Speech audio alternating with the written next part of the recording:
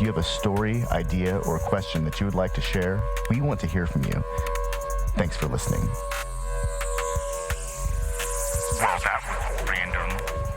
Exceptional radio. Hey, it's the 12th of April, and it's 11 days and umpteen hours into quarantine. I'd like to thank Usher for giving us that measurement of time. Yeah, time pretty much means nothing now. It's like, the Gregorian calendar says it's Easter today, but people had a real hard time making it Easter when they can't do the same traditional stuff that they did before. And it's like, it's just chill at home with your family day, just like every other day. Well, and that's what we call the apocalypse. Right? Spend time with your family. Well, what's really interesting is that there are cities that are saying no church congregation. You can't go to church. And I think in Kentucky, one church was like, we're going to have a drive-in church where everyone just goes in and tunes their radio in. And, it's like, what the crap? But I also read that Kentucky was taking down license plates, though. Yeah. Well, my dad's church did that because everybody doesn't have internet. So it's like, you can have people checking in on Facebook Live, but then you have people who don't have good enough internet, but they can just drive to the parking lot and listen on the radio instead of like trying to come inside. So I completely get that in the sense of like, it's no different than a drive-in theater in a way. And in that context, like, if anything, the drive-in theater is going to be one of the few things that's like unfazed by COVID-19. Like, I mean, maybe they won't allow them, but technically a drive-in theater should technically still work. Like, there shouldn't, except the concession stand maybe, there shouldn't be much about a drive-in theater that is actually different. Like, especially if they had like, a machine entry where it's like a gate where you either use your card or cash, and it just lets the gate down so you don't have to exchange with a person there. Yeah, and you have to drive through some kind of car wash where they spray your car down with Lysol. Exactly. And then at the next station you stop and you feed, and because it already has your information, you just select what you want from the vending machine, and it gives you like, a couple of 2 liters or 2 liter of soda and a big ass thing of popcorn and some candy. Yep. And and then it like sanitizes itself after every use. Yep, just the base sprays itself down with Lysol, and then it recycles it back into a container for recollection. I don't think a lot of people had necessarily experienced the beauty of a European public toilet like before all this stuff had happened. Because if you had ever gone into one of those public pay toilets, they're paid for a reason.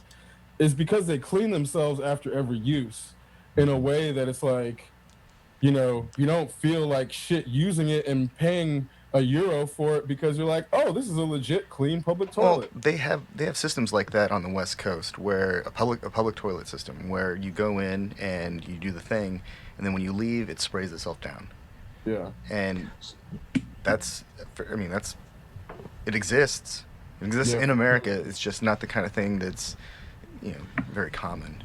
No, not at all. I was going to say, how long do you guys think this has to persist for before AMC changes their business strategy? I don't know if AMC's already like they're bankrupting. Yeah, they're screwed. Yeah, they're already talking about being like filing for bankruptcy. So yeah, their whole business model is to wring out as much money from the customer as they can through overpriced concessions. Yep. That's break even on movies still. And then the value is what you get to sit in a theater that's been sat in by like 11,000 other asses, and sometimes has floors so sticky your shoes stick to the floor, and when you move your leg, you take your foot out of your shoe. I know this has happened to more people than just me because I can't be the only one. I'm just glad I never caught bed bugs from those theaters, because I started seeing that on the internet and I was like, man, this is terrible. Yeah, that's how you know it's done. You can't have an industry that's infested with some kind of pestilence that you have to take like serious measures to remedy once you get it home. After you realize that you've taken it home, that's just like fucked up. Yeah. I mean, imagine getting on an airplane and then catching some fucking horrible disease from just traveling. I mean, You know, I would always, every time I would travel before this all happened, I would always, quote unquote, prepare for my immune system Yeah. for experience other, a shitload of other people's. eat a bunch of ginger in the days preceding your travels. Yeah, and now people are saying that you can't, quote unquote, boost your immune system. So I don't necessarily believe that you can boost it, but you can prevent it from falling underneath the normal levels. And that is, whatever you want to call it, you can definitely help your immune system fight Well, outside I think that infections. I think that the body requires a certain, you know, mixture of hormones and proteins and amino acids and all that stuff, like enzymes, Yeah. all the time. And so I think the idea is to maintain enough reserves of these things that your body can continue to function and provide your brain with like whatever it needs to function properly, so that you can keep doing what you need to in the right way. Because I mean, I'd always heard that any excess vitamin C you take in your body just sheds anyway. So that's not something new where it's like you can't take in 1,000% of your vitamin C's intake and boost your immune system 10 times. Like, I don't think anybody ever thought that. Maybe it's that they don't want you. Maybe some people. Well, I know that you can't take too much ibuprofen because then it does weird shit to your like liver, your kidneys, or something like that. Right, but that's an anti-inflammatory agent anyway. Yeah. Which again, this is where when you start to have anti-inflammatory agents, it starts to counter affect your immune system in certain ways because your body needs to inflame in order to know where the fever or infection site is happening. So if you reduce the inflammation in the area, then your body's regular signals are turned off. Yeah. So there's times when you need to be inflamed for your bodies to react. So there's all these things. Everybody's body is different too. So there's all these things where, what works for me won't necessarily work for anybody else, but it works for 97% of people enough to make it a thing that you can buy on the shelf, but the 3% might have some dramatic effect. It's not necessarily fatal, but not bad enough where they can still sell on the shelf. So, there's all these things. That does not necessarily negate the benefits to the other 97% either. So, like, there's a lot of things about how drugs are tested and proliferated that get confusing and make people come up with all these conspiracy theories and shit. But then there's actual conspiracies where, like Tuskegee and, concerted eugenic efforts in America where it's like, shit exists. Like, smallpox blankets weren't necessarily intentional biowarfare, but it happened. And when you have indigenous populations getting COVID-19 because we have missionaries and shit going contacting them, is it intentional? No, but is the byproduct effectively bioterror against indigenous populations? Kind of. I mean, they say ignorance of the law is not a defense, right? So exactly. Wow. If we're going to function like that under the legal system, then those people should definitely be aware. I think we've been aware though that if you introduce anything into an indigenous population, it's just going to wipe them out. This has happened before, right? This isn't the first time that some anthropologist or some botanist has gone into the rainforest and killed a tribe. It can't be. Nope. So they know that this is one of the things that could happen, and then they do it anyways. I think that's just the price of progress, huh? Progress.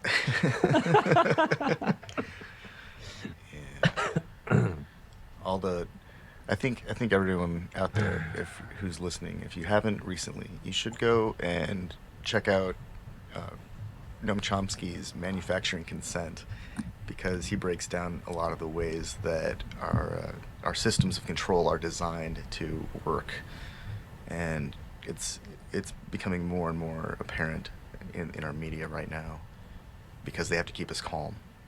I think that's the real reason that they've been rolling out these slow extensions of quarantine. They're actually calling it quarantine in some places, I think.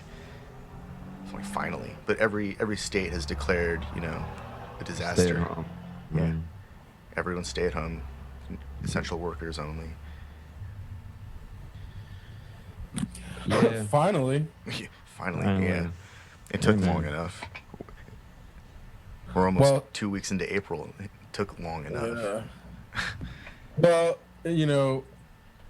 this just gets back to you see people calling for return to work. And it's like, oh, you guys clearly never learned about Stalin. And, what happened with Stalin when you just let people die for the sake of the economy. It snowballs and avalanches into millions of people dying from famine eventually, where we're like, how could we have seen this coming? And it's like, just God forbid the coronavirus hit the farming community disproportionately, and then all of a sudden the farmers are gone, and then it cascades. Like, there's just so much shit that we haven't even seen the impacts of this yet to understand how it could truly play out. To say like, oh yeah, 50% of the farmers got COVID, and like now because of production cycles, the canned goods and canned food runs by people made it so that now we have a food shortage.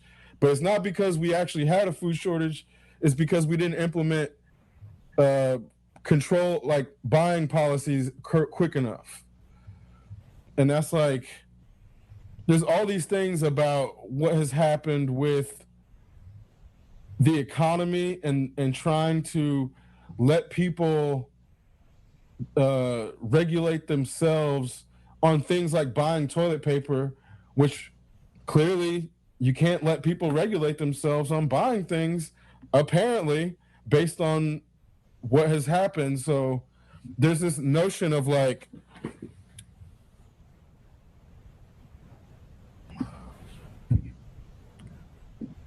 right, and part of it is it's manufactured scarcity as a means of making things rare and valuable that existed in capitalism in the first place. We're seeing entire fields of crops being destroyed just because they can't harvest them. So it's a weird place where you have people saying, oh, we shouldn't have, like, a truly free market would have a government option for competition against the private sector. There's no arguing against that. And it's not, you don't have to call it anything. As long as the government can compete against the private sector, that's a truly free market. If the government is not able to compete against the private sector, that's not actually a free market. So we need to reframe this in terms of competition to say, hey, I may want to buy Charmin, but there's days where I may want to buy the government produced toilet paper because it's cheaper. I'm paying taxes by proxy, and in the process, I'm making sure that there's jobs perpetually, because everybody needs toilet paper. So if I buy the government option, then it makes it so that it's a lot more likely that in the times of extreme stress, the government option is going to still be around because they have government support. Whereas if we had a government option for arts presentation that wasn't about pay to play, where you're like a movie theater where if you make a film, you could have your film playing alongside Avengers because it's the public option. I'd go to that theater too. Yeah. That don't mean you have to shut down AMC. That just means you have to have a public option where the little guy is able to put his film or her film up against next to the Avengers and not have to pay to get their film on that screen. So this is where, when we're talking about a public option for competition, it's always framed as if, oh, government has to take over all private industry. That's not what a free market or a government option would look like.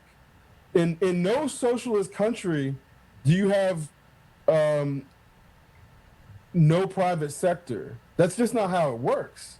Communists, some of them maybe, but even in communist quote unquote China, they have a thriving private sector that basically gets subsidized by government. Oh, what was the number? I gotta find this. Yeah, man. I think neither side really holds all of the answers, and the fact that we're not even trying to synthesize the two sides of the spectrum to try to move the conversation forward and get on a completely different spectrum is, to me, the problem. People just entrenched in their positions, career bureaucrats, career ideologues, talking heads that are making millions off of spewing nonsense on both sides. And it's difficult to make progress in an environment like that. There has to be some sort of catalyst for destruction at some point, because it's not moving on its own. They're not going to cut their own heads off. No, most definitely not. And no power structure ever rolls back its own power. And that's kind of like, this idea that you can vote in a small government official into a big government is just nonsensical. So this is kind of amusing. In the past 2 months, 250,000 Chinese businesses have declared bankruptcy out of 26 million Chinese businesses. These are privately owned businesses that exist in China. So what's 250,000 out of 26 million? It's about 0.25%, isn't it? Give or take. It's tiny. It's really tiny. These economies will survive.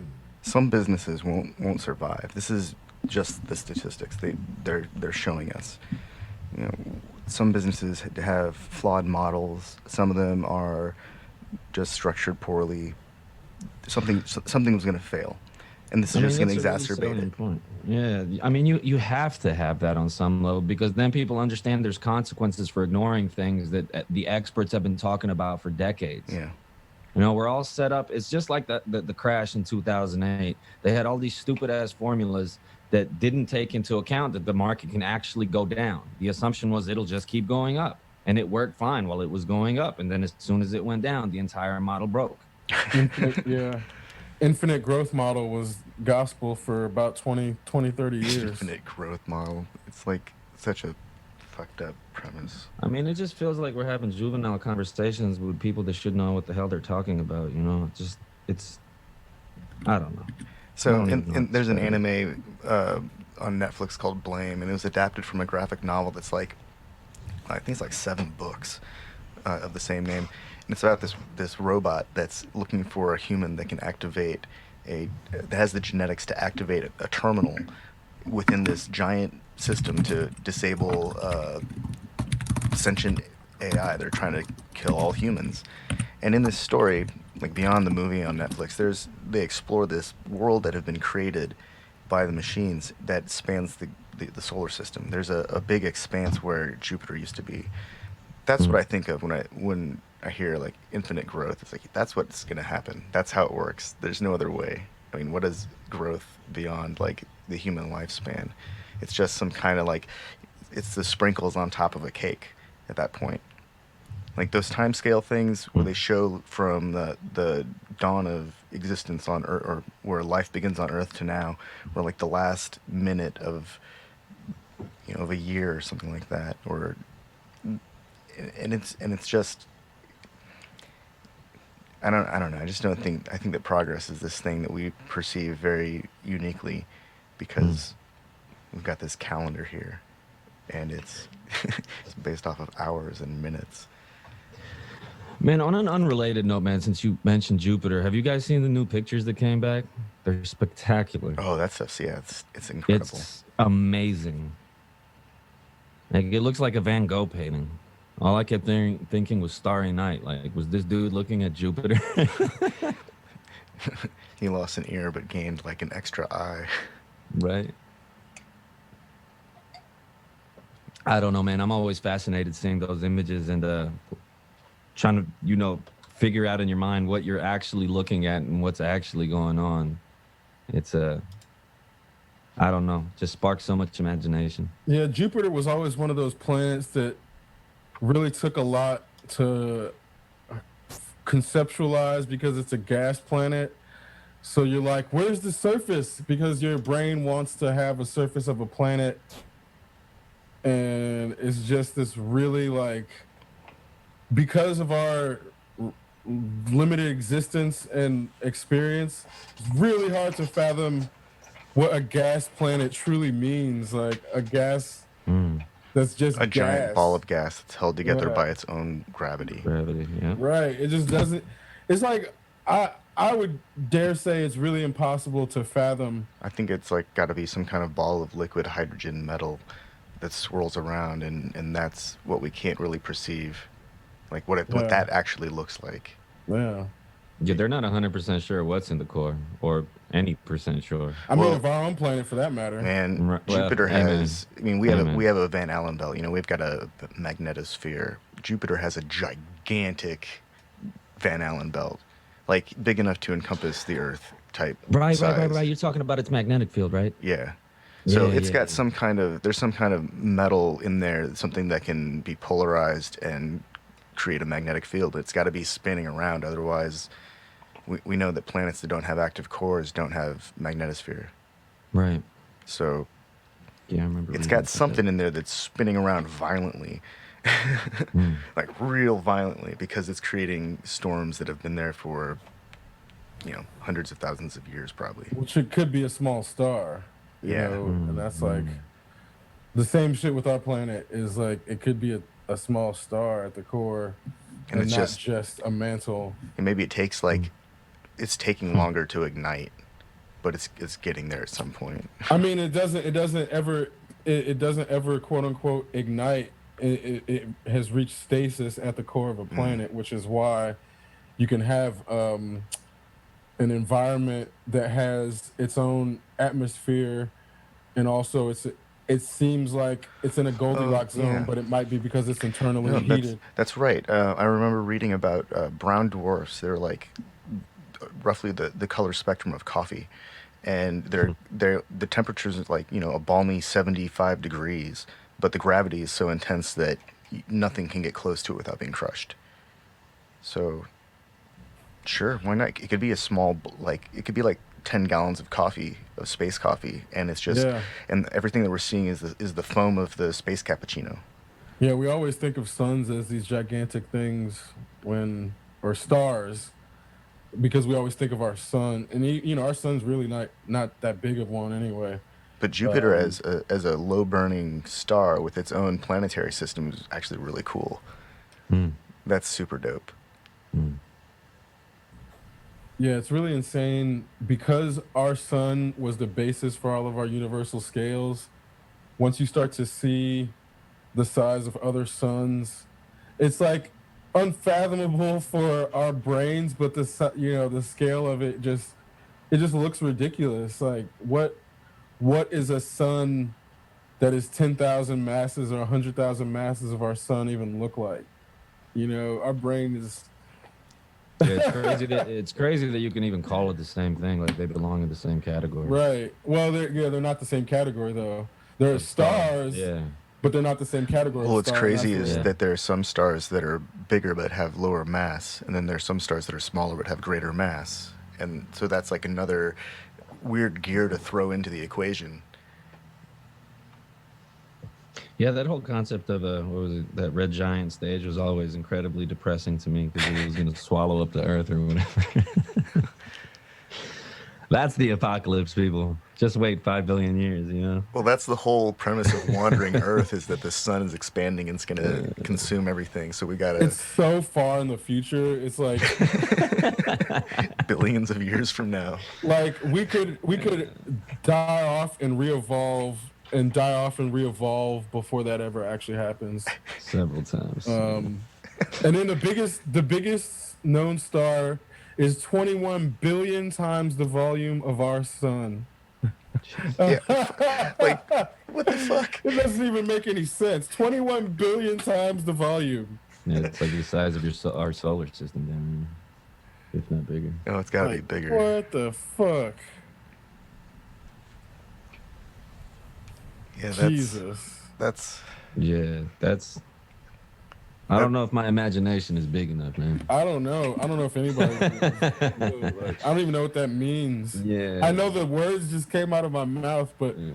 21 billion times the size of our sun. What does that even mean? well, we've done the apples exercise where you envision 10 apples and then you envision 10 rows of those Yeah. apples and then you stack 10 of those and that's one container and that's 100 and then you give 10 rows of those and then 10 more 10 more of those and keep stacking and eventually you can envision a giant box full of containers full of apples.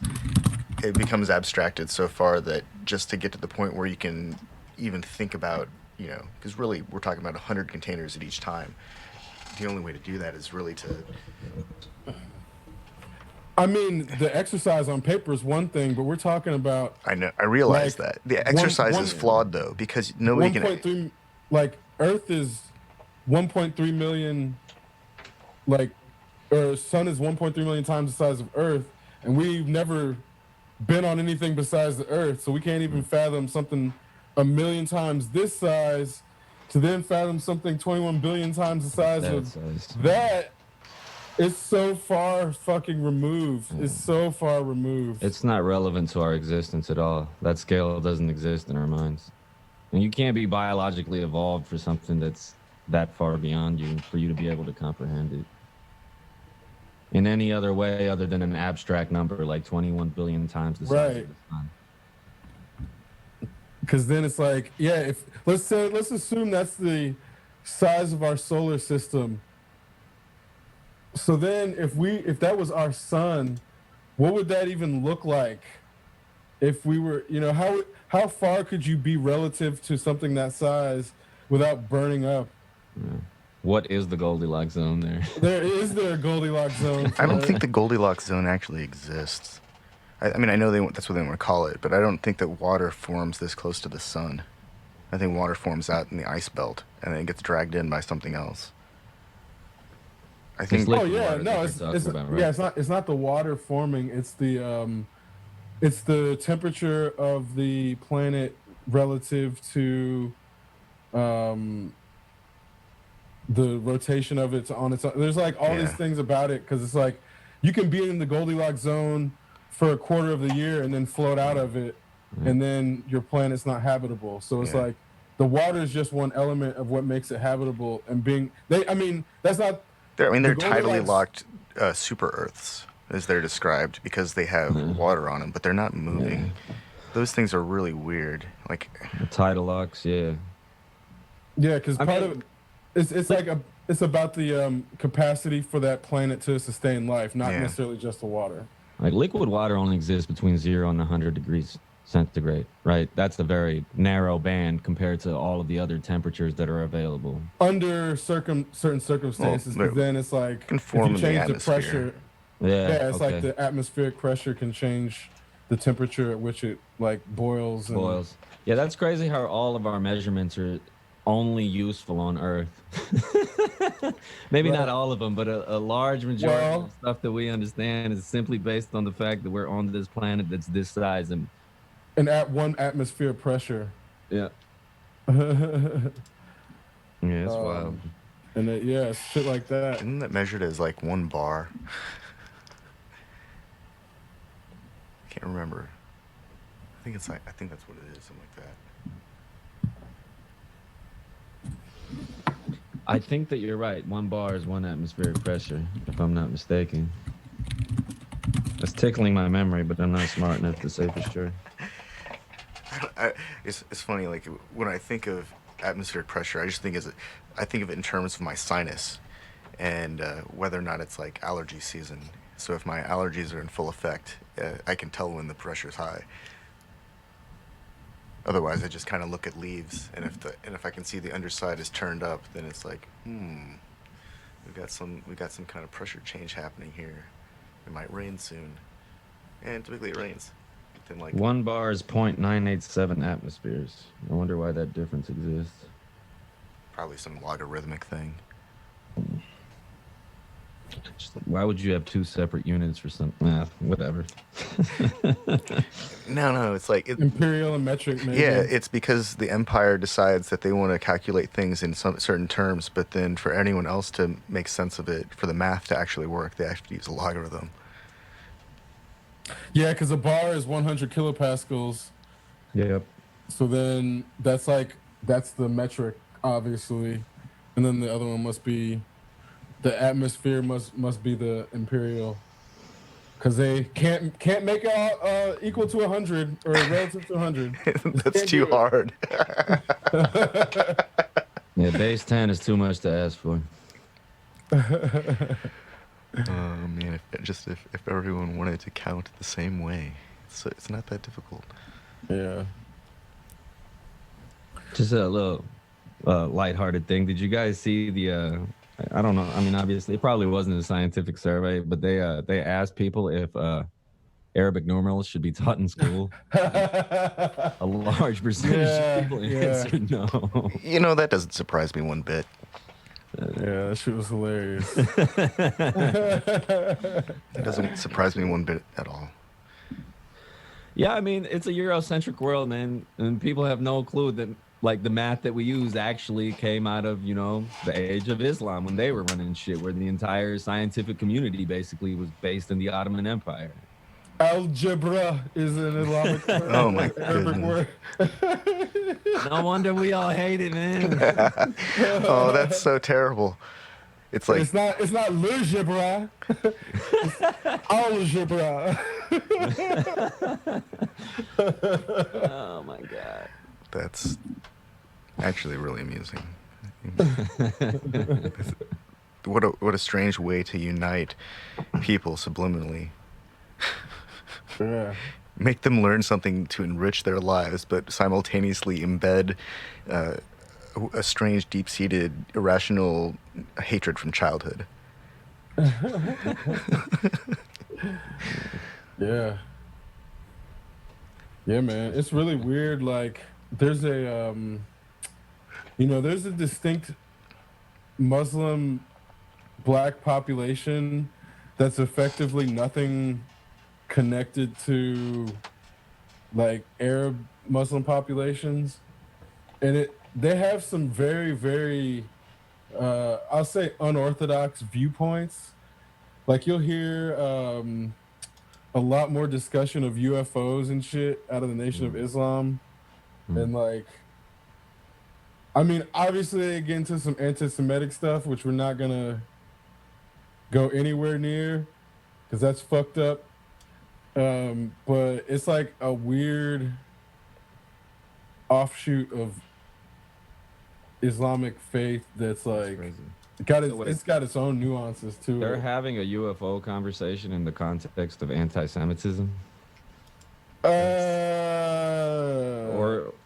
those two things have nothing to do with each other. Okay. I was just trying But the anti-Semitic conversation is about Zionism, which they their leader strongly believes in, but it's in the context of trying to articulate like that they believe that Hollywood is like effectively a fake what's the word? You know, in the same way when people are like, oh, the Christian church that abuses children is like not real Christians, they just use the church as a shield. They make the same argument about Jewish people, and then it's like labeled as anti-Semitic as if they're talking about all Jews, which I'm not trying to articulate their argument. But from what I can tell, it's not saying all Jews. It's talking specifically about this type of like Illuminati mythos that's associated with like some kind of bad actor. Well, it was specifically created by the Nazis that like planted this misinformation about the Jewish people and them controlling information. So it's not out of nowhere, but somehow the Nation of Islam picked it up. And I mean, I'm assuming the CIA probably has something to do with it, But Makes sense. it's weird because then you go back and look, fucking Malcolm X was having meetings with Nazis to try to like establish a black separatist nation because they could at least agree on that. So there's all this weird shit about history that because we weren't alive and because it's in the past, it's like it doesn't even sound right. Like, why would Malcolm X have meetings with Nazis? But they did. Go look it up. Don't take my word for it. Make sure you go check that shit out because it's a weird part of history. Hey, we're going to take a short break here. We'll be right back in a little bit. Here's something to listen to.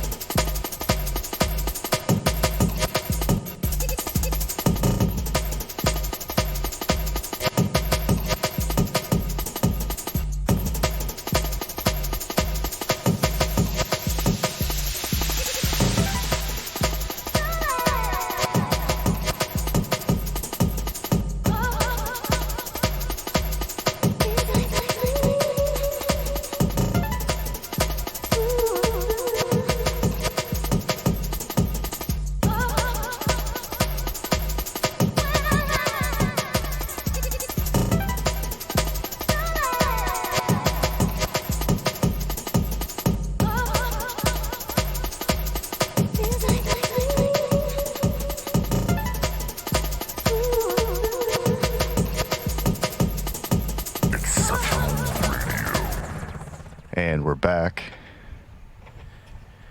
Yeah, just a quick question for you, Chris. So I'm curious, those Nicola meetings, had a really good question here just a second did they ago. happen pre-Hajj or post-Hajj?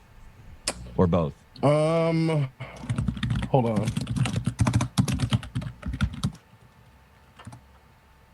I think pre. Okay. Yeah, Malcolm X is a personal hero of mine, so I'm always curious to learn new things about him, man. Well, because, yeah, like there's a lot of stuff with the Hajj that obviously changes perspective on stuff. But even I think post-Hajj, he was still, like, warning against the white liberal and how dangerous the white liberal was to the black existence and shit like that, just because, like, his views are very extreme in that obviously before he became Malcolm X, he was like a pimp and shit like that, and like you know, he was messing with white women, and it was only once he went to prison and joined the Nation of Islam that he became like he became like racist against white people, in the sense of like, yes, racism, it's not reverse racism, it's just racism, but black people who experienced the worst racism had a lot of viewpoints that then they turned on a lot of, I mean, other white people. So again, it's like, it's not institutional racism.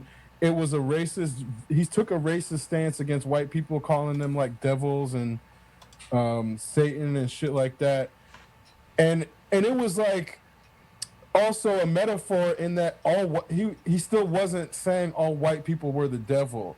So there's a lot about his rhetoric and about the stuff that he was saying that is still super controversial. But yeah, like you're saying, the Hajj, it's not even just the Hajj. It's like when he comes back and starts, him and Elijah Muhammad start falling out, and he gets kicked out, and is supposed to not speak for Islam at all. That's when he starts having an even more nuanced viewpoint, because he starts being like, well, we can get a fascist, oppressive ruler from within just the same. So he has to be more nuanced and careful about his viewpoint, because he doesn't want to become the same thing. And in that, I think that's why he ends up sort of becoming a martyr, because he stopped taking that same what's the word? He wasn't like the king.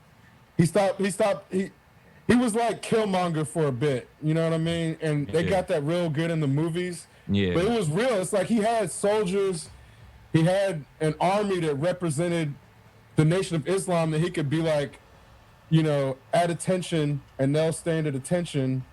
And it's like, if he says march and stand in front of me while I give this speech, he never would have gotten shot. But once he started rolling that back is when when he was in a position to get killed. So there, you know, Malcolm X is a very complex person. Nobody's perfect, but he definitely had some shit where you're like, no, that's wrong. I mean, he grew. That's why I consider him, for sure. like, people like him, and I'm gonna throw out Mike Tyson out there. I apologize if I'm offending anybody, but these are like some of my personal heroes, because you see these people run the gamut of a human spectrum, from falling to the lowest of lows and rising to the highest of highs, and then back again. And that to me is inspiring, because it shows me that I can be better and I can change, and no matter whatever mistake I make, I can still become what I want to be if I stay focused on it. Yeah, Mike Tyson's an interesting story, because he's been accused of some of the most horrendous shit, and that's where like he's been found guilty of it, and I don't know if he's guilty of it, but I still think to this day he claims his innocence. So like I just have to, like, in my heart, believe that he was innocent, and that it was like not because I don't want to believe the woman, but because of the circumstances being, I just happened to live in Indianapolis at the time. Shit was super weird. Shit was just weird. So I'll leave it at that. Yeah. It's nothing, like, I think Desiree, like, her story, like, it's horrible, and if it really happened, I really feel bad.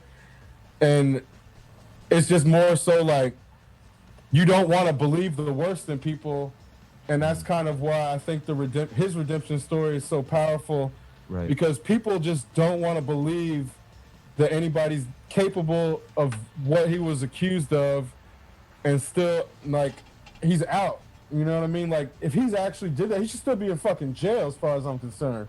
Like, Right. so that's where it's like, on the one hand, I'm like, if he was guilty, he should still be in jail. But on the other hand, like, I know there are concerted efforts to bring people down. And it's like, you don't want to be like, oh, this woman's part of a conspiracy or some shit like that. It's like, not to discredit anybody. It's just a matter of like, if you don't at least, there are conspiracies that happen, and it's just hard to know when it's one and when it's just you wanting to give the benefit of the doubt. Right. And that's where you can't, like, nobody was there. Right. Nobody can say one way or the other. So if you choose to believe one way, then you're taking one person's word over the other. And if you weren't there, there's just no real way to confirm that shit. And that's kind of like, I mean, yeah, if there's a video or some shit like that, maybe, but fucking deep fakes, man. You can't, we're just in a time where it's like, you can't take your own eyes. You can't even believe your own eyes. You can't believe your ears. You can't take people's word for shit. You have to double and triple check news sources. You have to sit on information before. Like, I would just articulate. I don't know what happened. I don't believe one way or the other. I can't Just believe don't one know. way. I just don't know because I wasn't there, and I can't condemn something that I didn't get all the information that all the jurors got, which even then, but that's where maybe they saw some shit that convinced them. I didn't see that. And there's all these things about condemning people in the public court of opinion that is super dangerous. Like that Chris Brown shit, pretty clear. There's a whole bunch of evidence. He pretty much admitted it. There's no question if that shit happened. So there's like a lot of stuff where you look at it and you're like, if somebody admits to doing some wrong, or like when Heather Graham or whatever her name is, like got caught on the shit making fun of abusing Johnny Depp, that's fucked up. She's an abuser. Fuck that lady. She should be in jail. And it's like, and people are like making fun of it as if Johnny Depp getting abused is funny because he's a dude. And it's like, that is some shit that is toxic masculinity just the same. So I'm like, people have to take shit more seriously, but at the same time, know when you can't jump to conclusions because you don't have all the facts. Most of the time, people don't have any of the facts. So it's like, it's a visceral reaction, an emotional one. And then if you don't know it's emotional, you're being led by your emotions, thinking you're being a logical person. And I think that's just where it's like, I'm agnostic about most shit because I'm not there most of the time. I can't confirm or deny anything. So I'm just agnostic about most shit because I have to be. I have no choice. No, that's fair, man. That's why I have trouble with a lot of like information sources for conspiracy theories, because the confirmation bias is just so in your face. And anybody can connect those dots and tell a story, but I just feel like there's no objectivity. And not to say that's even for real life situations that aren't considered conspiracy theories, like you were just discussing. But when the confirmation bias is just so obvious and so blatant, I have a hard time. Even if what you're saying makes sense, I'm going to stay agnostic on it. I'm receptive to the information. I'm going to catalog it. I'm going to think about it. But as far as getting a concrete, hey, this is what I believe, this was right, this is wrong, the older I get, the more trouble I have doing that, honestly. Especially as the more I'm disappointed by people and their ability, to have integrity. The wise riffraff once said, if you know too much, then you ain't gonna know enough. Mm-hmm. Hey, Riff Raff is a kid. I'm glad you brought him up, man. That's what's up, man. Kudos to you, sir. Kudos to you. Hell yeah. Hey, if it's wisdom, it don't matter if it's coming from a fucking talking frog, man. Yeah. Like straight up. Yeah. No, Toad and Mr. Frog, they were cool. Badger, that dude was tough as hell. He was cool too. Frog and Toad. Yeah. Fucking talking frogs. Could be a talking dinosaur for all I care, If Yeah. if it's just it's a conduit to teach ethics and morals, then whatever. If it works good. That's why Animal Farm was so good, man. It just removed all of the race and shit from it. Where, if you want to talk about black or white or Native American, then somebody's gonna get triggered about it. But if you want to talk about horses and pigs and cows, who we talking about We now? we can do that. Like, Yeah. there are huge. There were populations of fresh markets where they in South Korea that were still serving up dog. Apparently, those have all been closed. Mm-hmm. These were regulated, but they've all been closed now. So, big win for dogs in South Korea. Hopefully, they can change the culture of breeding dogs, too many of them, before they have an abundance of animals that they need to take care of or euthanize, which would be pretty unfortunate. Yeah. Because that'd be like that's just as bad. Yeah, man. That's where it's like, what position are we in to take care of pets when we can't take care of ourselves? That's a good point. I was thinking about this. Are vets even open right now? If They something are, happened. but a lot of them are drive up. A lot, yeah. Yeah. So what happens ahead, to I mean, somebody? if not all of them. What happens to somebody's pet if it actually needs to go to a vet for something that only a vet can handle?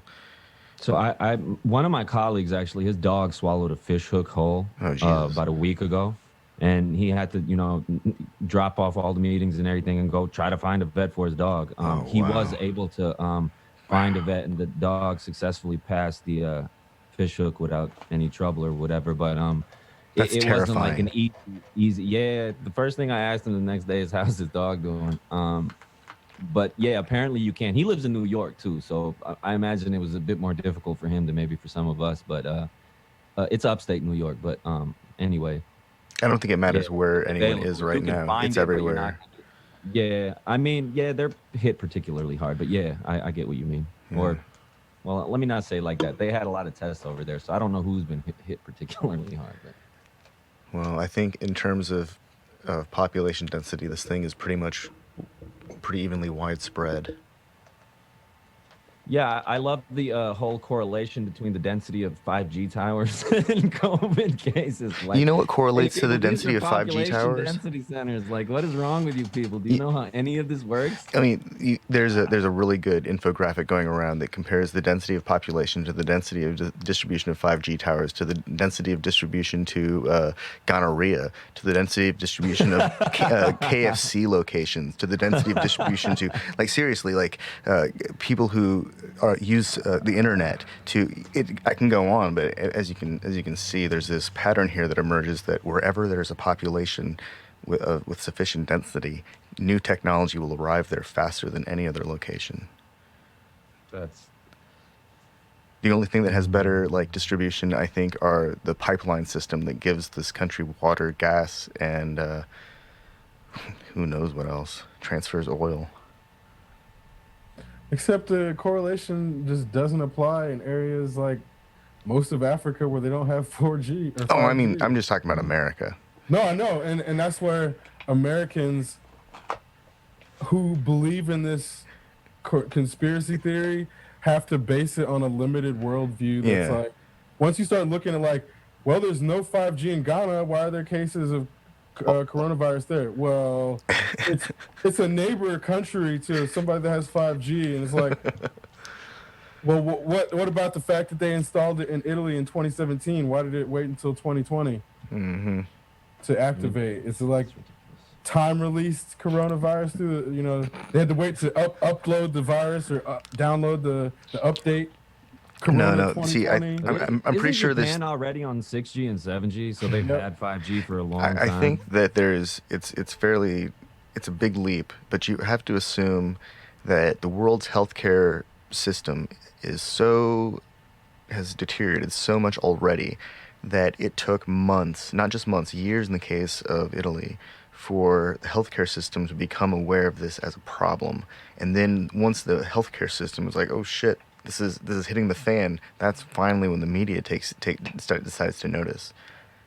But that's like there's only 5 guys in the world and 5 women in the world who do all of the news reporting. That's the assumption, because that's all a lot of people will probably see. I doubt anyone really keeps track of the people they like.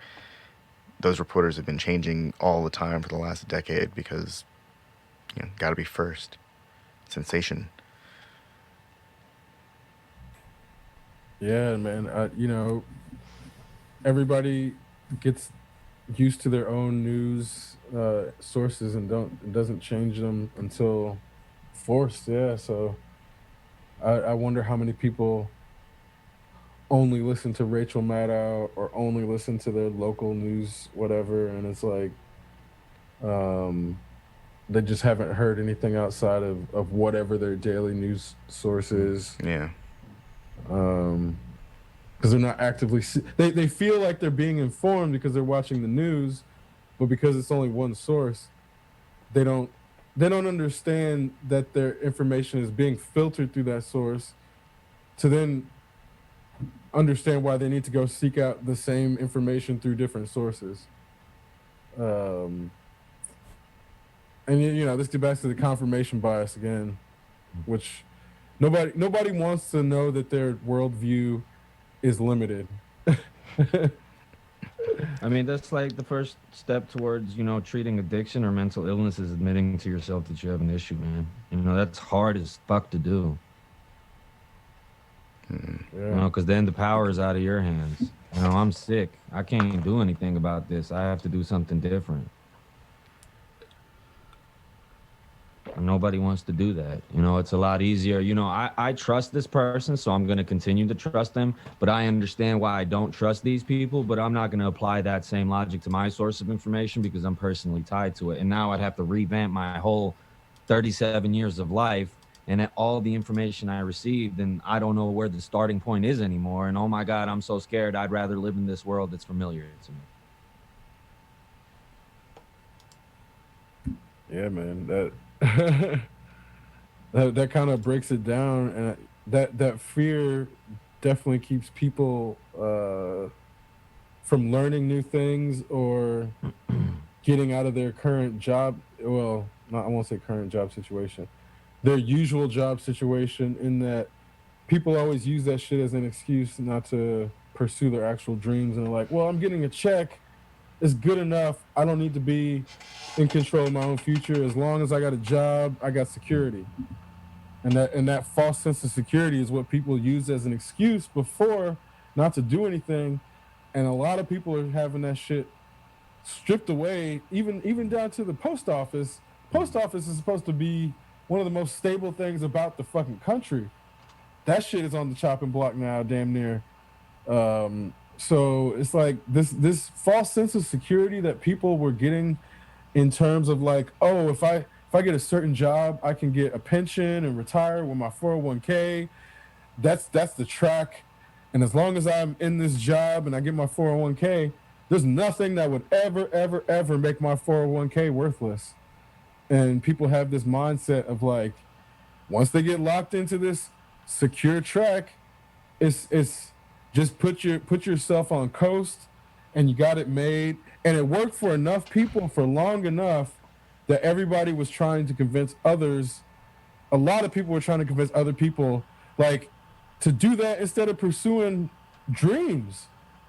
I can't tell you how many people would try to push me towards that type of false security instead of, pursuing a graduate degree or writing a book or taking time off to get into crypto and shit like that. So many people are like, you sure you don't want to go work for this company? Are you sure you don't want to go work for that company? Now company X is fucking gone. I don't know, man. I had a lot of fun doing all that crypto stuff. I thought it was a really enjoyable dialogue because it was abstract in so many ways, but there was a very tangible, real world process involved, especially once I built all the machines. But even that came to an end. Yep. And when it was over, and I didn't try to hold on. I'm sure there are still people out there who think they can build a bunch of computers and make some money, but how long do you have to wait for ROI on your hardware? If you make it before your shit breaks down. Yeah. Right. Be ready to buy all the power supplies again, people, if you really want to do that shit, because that's what you're going to be buying all the time. Yeah. Good luck finding enough video cards to make it worthwhile. It's great on paper. It's fantastic on paper. But once that first power outage happens, or the flood, or fucking the winds get too high and knock over something into your window, Because and something will happen. something will happen eventually, and that might, like, whatever you're doing is going to be thrown off. It's just a matter of some contingency plans are better than others, and some opportunities just come at better times than others, and it's just a matter of recognizing that those things are mostly outside of people's control, and you can't blame somebody for coming out in the market at the wrong time as if they have any control over shit like that. And then on top of that, there's no direct correlation with work ethic or actual work and results. Results may vary, man. And it's like the craziest shit where you see, I'll give you a fucking perfect example. All these nurses, all these people on the front lines, they're working, I mean, who knows how much harder than they normally have to work. Is their pay going to be proportionally the same as their work increase? Of course not. And this is a perfect example of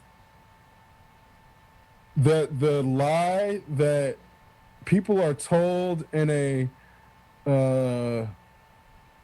what's the word? A Protestant ideology driven society that wants to act like it's scientific and not religious. So then you have this like Christian work ethic that you're told is going to eventually pay off, when scientifically that's not even true. There's no scientific guarantee that hard work actually correlates. A degree correlates with higher pay, but it doesn't guarantee higher pay. So there's all these things about statistics where you can look at it and be like, yeah, if you work 10 years in a field, it's more likely that you're going to get higher pay, but it's not a guarantee. And in that, there are things where there are qualitative and quantitative measures that are not present to calculate compensation that could be present, and it's all like left up to people to tip. So sorry, go ahead. I was going to say, man, people have to intrinsically understand that, because people stretch their work to fill the amount of time that they have, because they know if they finish it quicker, they're not going to get rewarded more. And it's crazy get more to me how work. people will they will argue with you, Chris, about what you just said because of their roots and their cultural background. And I get that you want to hold on to that, but you know it's not true. You act like it's not true. Yep. No? Why are you stretching your work to fill your time then? Shouldn't you be doing more work to make more money and more success? That's ridiculous. Well, it's the mountain that you have to move. It's never ending. So you work at a pace that's deemed reasonable so you don't burn out, or you burn out and then you have to find something else.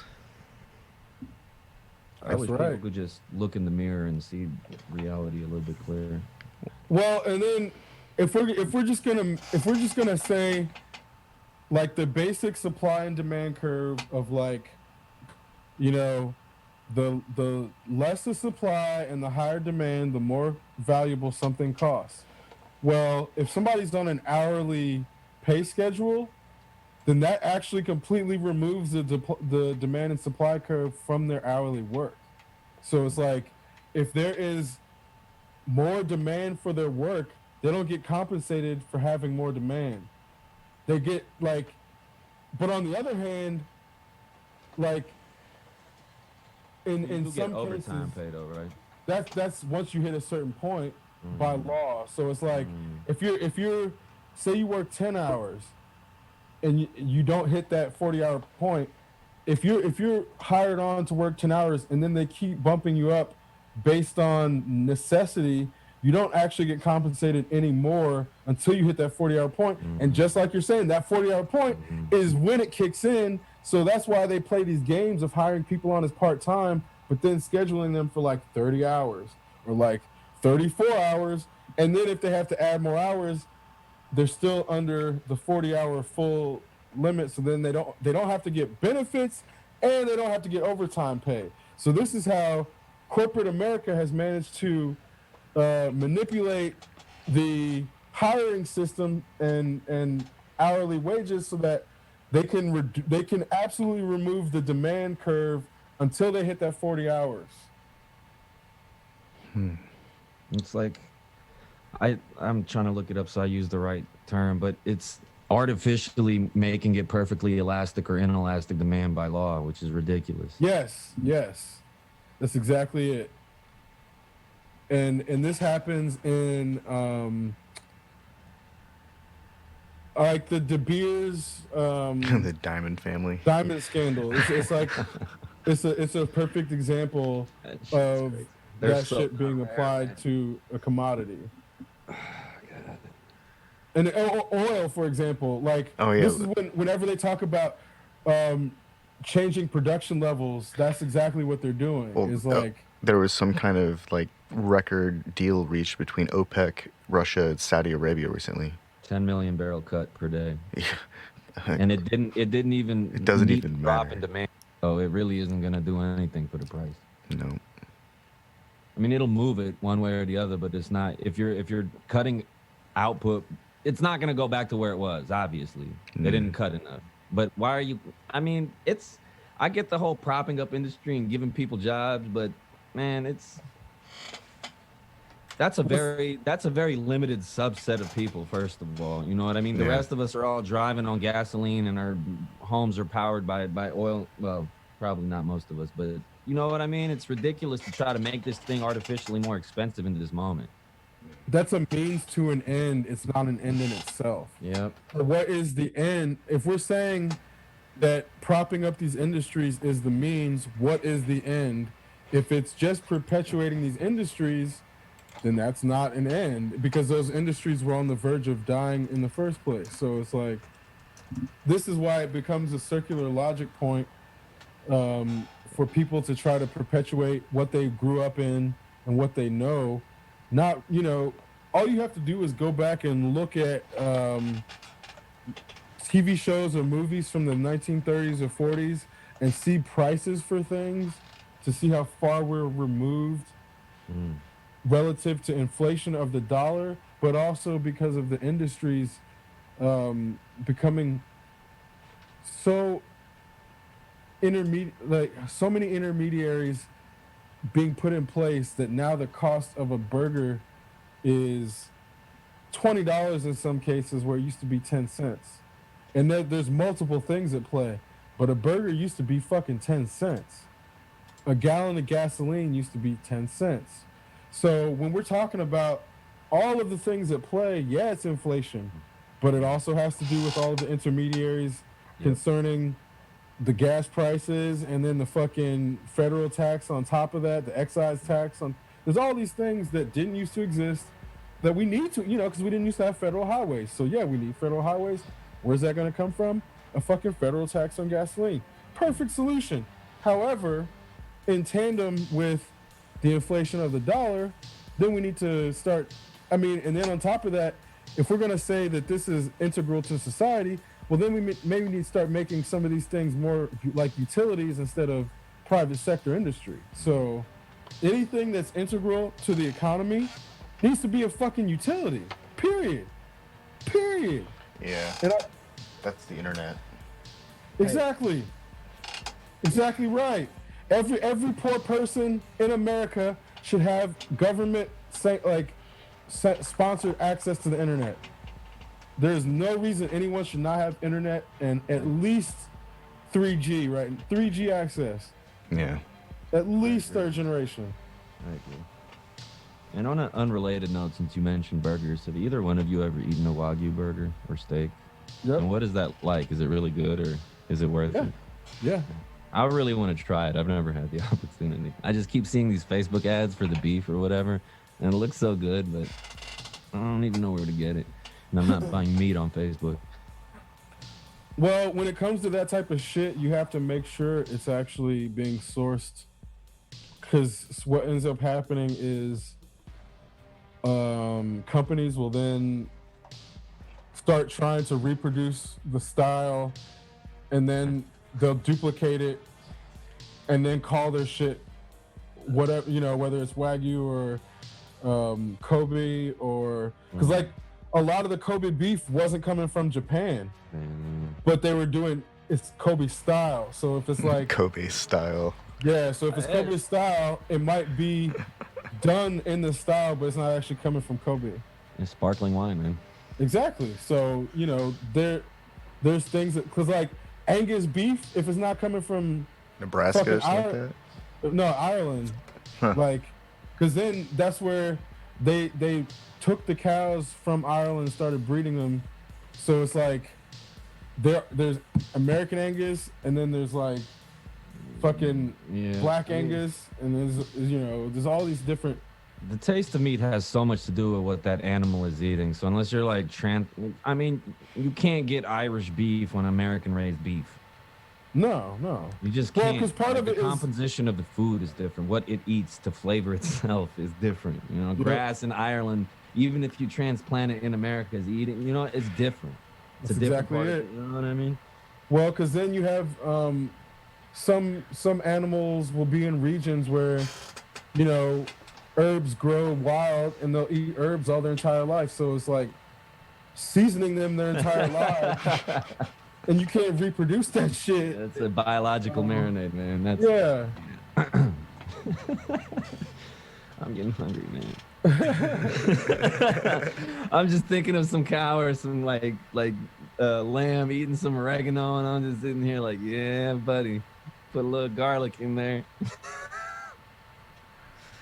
Well, and part of it was because of there was like the buffalo that got wiped out.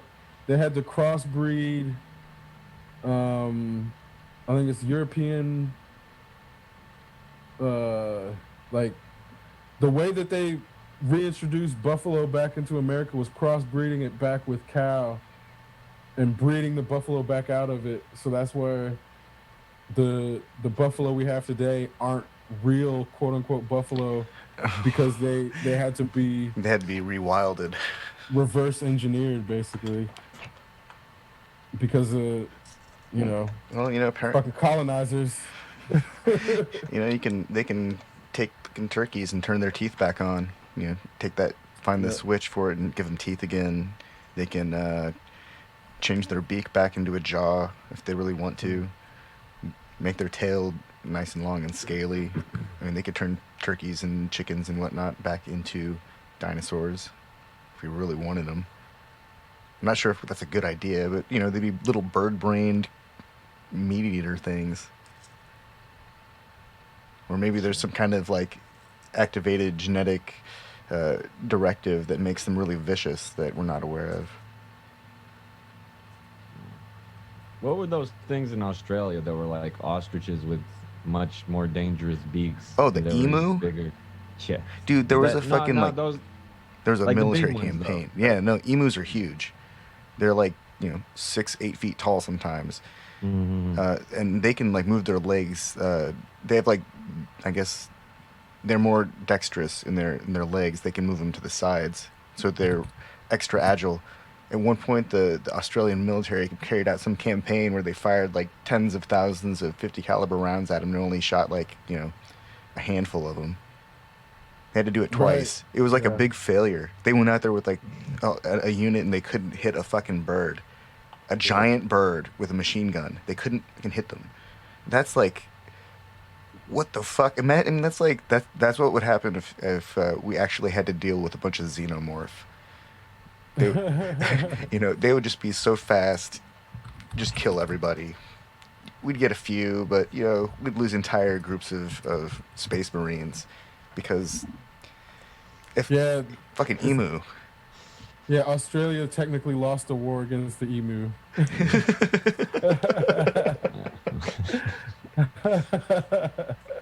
This is a horde of 20,000. So that's they took over the farms and shit. Horde of emu.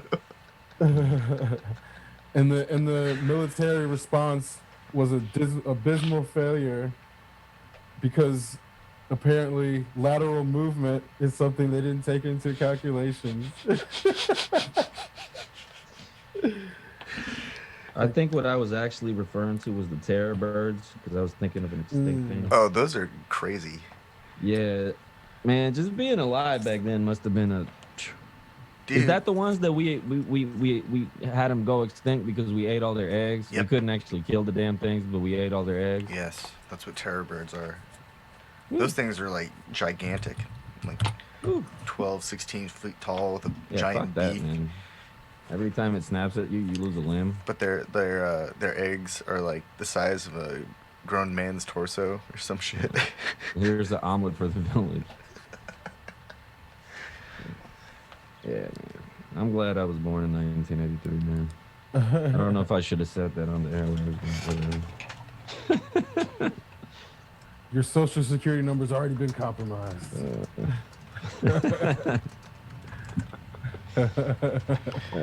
Shit, we are on Zoom. Well, we're gonna take another short break. We'll be right back.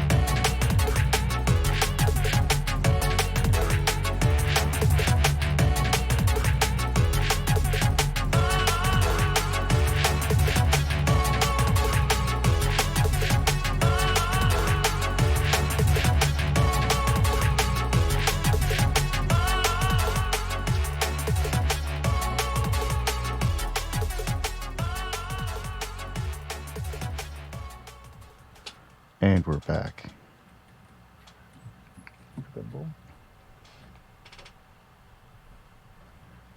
Yeah, man. It's interesting to see how people are starting to conceptualize whether they're making plans for weddings or first thing they want to do when they quote unquote get out, as if everybody's on house arrest or in jail right now. Oh man. Like, that's what it seems like everybody's, and I'm looking at it from the perspective of mental health in that. Well, suicides have there are more suicides in Tennessee, like last month or something like that, than coronavirus deaths. Like there was an increase in suicides. Damn. As a result of social anxiety that stems from this overwhelming surge of information from every media source. We can't escape the coronavirus in the media right now because it's the big thing. Can't escape our own mortality. Yeah, no, it's directly tied to our survival at this point because this thing is real. I was looking at an image of Magic Johnson just now, and I'm like, fuck, you and I have just as likelihood of dying as Magic Johnson now. Like, damn it. What happened with that shit? Like, well, things have changed in 2020 drastically, where you're like, you have to find the humor in it, or else you do go crazy.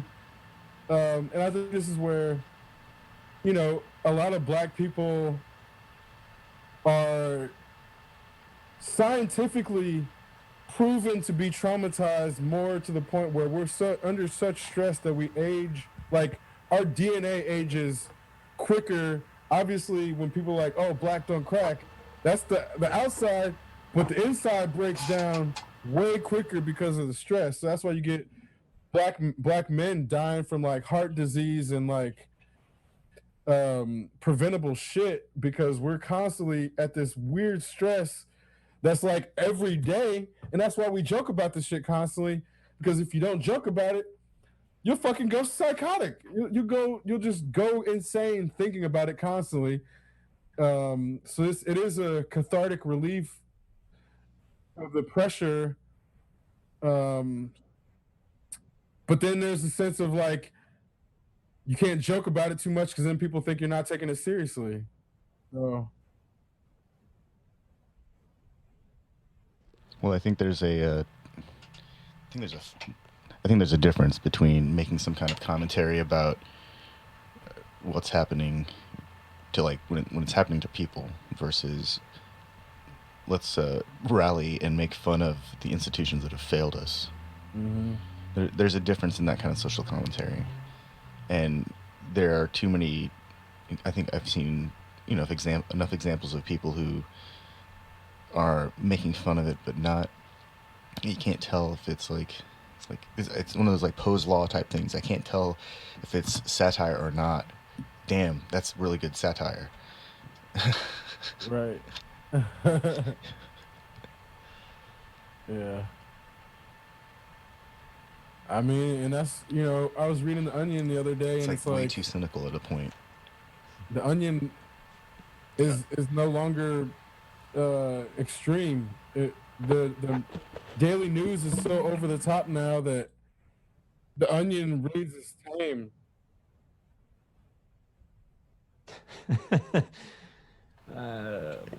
Satire doesn't apply anymore to the situation.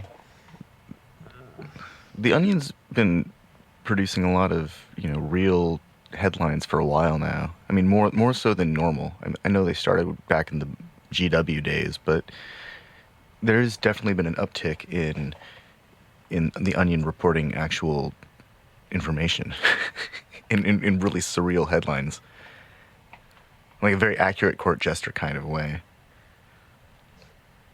And then you see this like CNN or some other credible news agency that puts out some headline that reads like it belongs to the Onion or even Mad Magazine. I mean, but it's like, so for example, An Onion headline: Walgreens introduces new dumbass-only shopping hours for dipshits who don't know how to stay 6 feet away, and that's like, obviously it's not real, but it could be real because people are too fucking stupid to stay. You know, it's like I can hardly laugh at this because it's fucking too true now. Yeah, well, Black man shot by police after matching description for COVID-19. Like, it's too fucking. I don't know if you guys saw the black dude getting pulled off the bus by 6 fucking Philadelphia oh police yeah, I officers. saw that. That for was not wearing terrible. a mask, and it's like, it sounds like some Onion shit, but it's true. Well, yeah, then they changed their policy the next day because they realized the impending lawsuit was going to just tank everything. And they had video. I mean, there's videos of white people not getting the same shit done to them Yeah, without masks. yeah. Yeah, you got to hit them in the pockets, man. They should get sued and they should lose millions. Mm-hmm. Oh, they will. Ridiculous. And then taxpayers will take care of the rest. For that municipality. Somebody in Iowa is not going to pay for the taxes in, some city on the other side of the country to pay for the lawsuit that happened as a result of their public transportation failing to observe civil rights. Well, and the punishment culture is, we got to do something about this punishment culture because, okay, let's take this to the end. Somebody violates social distancing orders. They end up in a jail cell sometimes in a confined area with other people who might be sick, but they can't be tested because there's not enough tests. How is that a rational reaction? So there's all these things about like, Yeah, when Sorry, go people when people go to jail, I'm pretty sure they're given a tuberculosis test. yeah. That's like, I mean, it makes sense. well, of course, but give them the TB test, but don't test them for this thing that's gonna kill them way faster, and potentially spread it throughout the entire population extremely quickly. I mean, they should apply their logic uniformly. You know what Yeah. I mean? Not like Well, I mean, I just- get the TB and TB's not a virus first and foremost, but it's just ridiculous. Is it a virus? Did I get that wrong? It's a bacteria, isn't it? I don't know. Tuberculosis. The logic applies either way. It's highly infectious and it kills you at an alarming rate. Mm. So if you're testing people for TB before you put them in the prison population, you should be testing them for this other shit. Well, there's like a laundry list of things they should be testing for before putting people into a prison population, but that's not really related to anything. It's a bacterial infection. Yeah. And don't we all like carry TB in our lungs or some shit, but it's dormant? Yeah, it's a communicable bacterial infection. That's why it's confusing. I think it's like, there's other shit that's like that where, well, yeah, I think rabies is a virus. What is it? I think it is a virus. Yeah. Well, yeah, no, because then you can't transmit tetanus. Like, actually. But that's like a bacteria that that exists on metal. That's right, but I think there is that doesn't if you- use oxygen. If you have like an open wound and get it from somebody else's open wound, there's like a slim possibility that it could be communicable, I think, from another person. But in like 99% of cases, it's only from other objects. Like, but it's not a virus, which is where it's like, No, it's an anaerobic bacteria. yeah. It does its thing on metal. That's where it gets its Yeah, that rusty nail fuck Yeah. you up, man. rust. It's good to feed bacteria for your cultures, as well as a component of thermite to melt holes in engine blocks.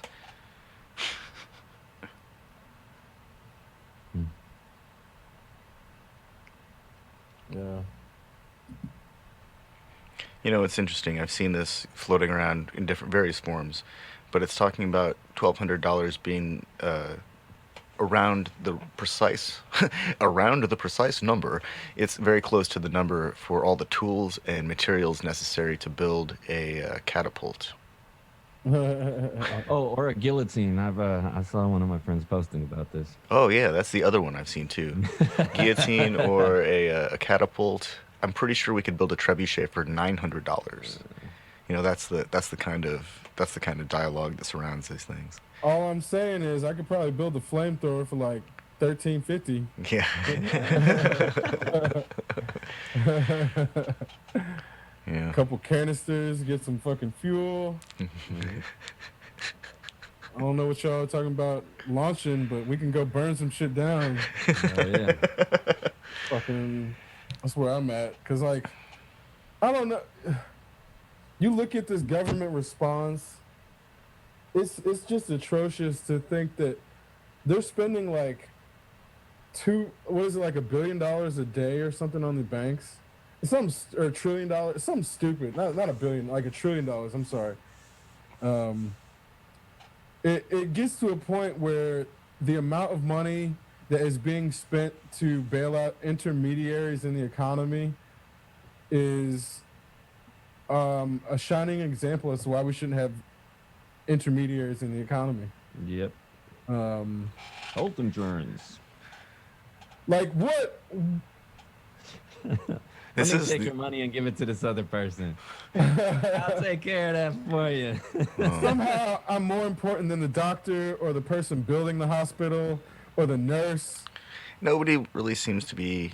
I mean, I see the emergent dialogue about the post office, but I don't think enough people are as concerned about the post office being stripped of everything and privatized as we need to be. Yeah. We're about to lose like one of the most incredible institutions. Yeah, I was gonna say it's like a shining example of what government could be if, you know, it was done right. I mean, in the past, whatever, 20, 30 years, they really fucked the whole thing up, but 75 up until then, years it was actually of 75 years of future pensions. Like, what the fuck does that even mean? I mean, why aren't they required to do that for Social Security then? They keep borrowing against the fucking fund. I think that should be a requirement for everything. If they're gonna, And corporations, exactly, for sure. they should all have to 401k pay bullshit. into. Give me a pension. They should all have to pay into the pension for 75 years into the future for every employee they ever foresee happening. That's such an incredible. Of course, they do that so they can secure payment for future payments for Congress members, right? That's part of the deal. It has to be. I don't know, man. This is crazy. If you need a $1 bazillion salary to be a CEO, I don't think you should be a CEO. I don't think you qualify for the job at that point. Because you're literally funneling resources from the thing that you're supposed to be doing in an extremely inefficient manner.